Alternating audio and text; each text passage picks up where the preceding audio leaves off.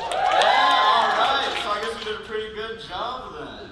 Hope we can keep it up for you tonight. But if you haven't been to one of these shows before, it's basically a nice healthy mix of sketch comedy, like both live and digital shorts. We got the band, we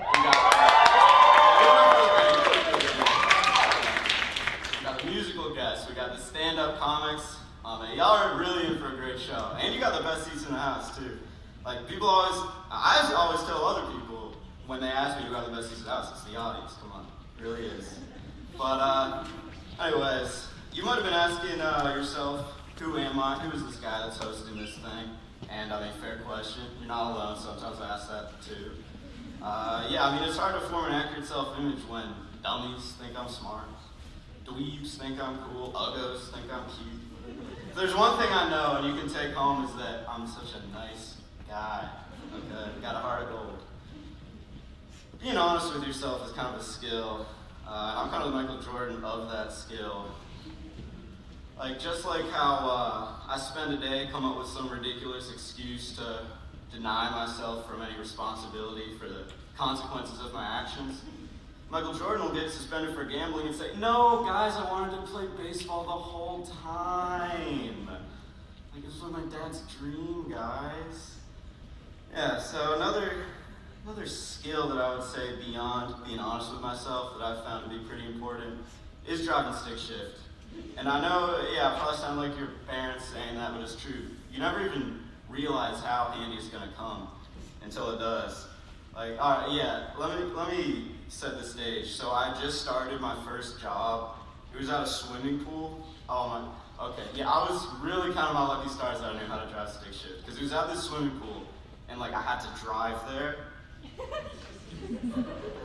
Yeah, I definitely recommend anybody learn stick shift. Especially around here, if you're gonna be driving around campus on like peak school hours, you're gonna want all the control over your car you can get, because every crosswalk is gonna be filled with children, supermodels, and homeless dudes. And they're all in the same freshman dorm, and they all have come to understand that if they get hit by my car, they win some sort of Powerball lottery. And on this strategy, like, I'm not a lawyer, but I'm not trying to get hit by a car. Nah, it's not for me. Speaking of lawyers, are there any journalists in the crowd? It's another job. Journalists?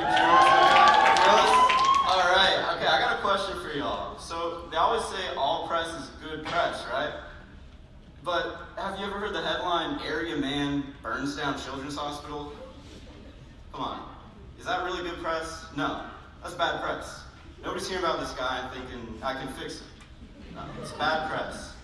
The other thing they're always saying is that there's a time and place for everything. And again, have you thought about burning down children's hospitals? Yeah. When could the time and place possibly be for that? Well, I guess you would know. But not for me.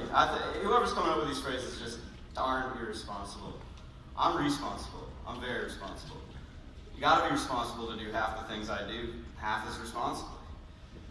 And you really do gotta be responsible when you leave the country, which I recently did, because you're basically an ambassador for the whole United States. Yeah, I left the country. I was at Ocean City, swam about 100 feet from shore. I really do think that that's outside of the country, though, because there's nothing that the U.S. government can really do to you out there without looking stupid.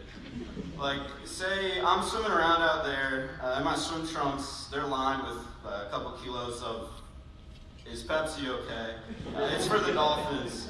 And Uncle Sam knows it. Is he gonna come out here on a little tugboat, throw a big net on me like he's in Mystery Inc. and I'm some sort of ecological ghost? Nah, he's not doing that. One beachgoer gets that on camera, and it's all over for us at the United Nations canteen. Biggest national embarrassment since Chipotle got rid of burritos. No, they didn't really, but I want you guys on your toes. I'm not that responsible, to be honest. Some people are a little more responsible than I am. But like, so everybody my age smokes weed.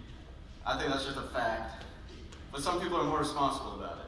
So I asked my roommate, "Hey, you want to step outside, smoke a J?" He's like, "Nah, I got work tomorrow." I'm like, "Oh, okay. I mean, I got work today, so I'm smoking no weed about it." But he's just a little more responsible than I am. That's like 5 minutes. We got a great show for you tonight. We got all our musical guests. Peter Kim. I keep calling him Eric because the last guy was named Eric, and he was such a funny guy that I can't get him out of my head. So musical guest Peter Kim. I'm really sorry, Peter. I completely just embarrassed both of us right here. So Peter Kim, Lulu Jameson. We got our stand-ups.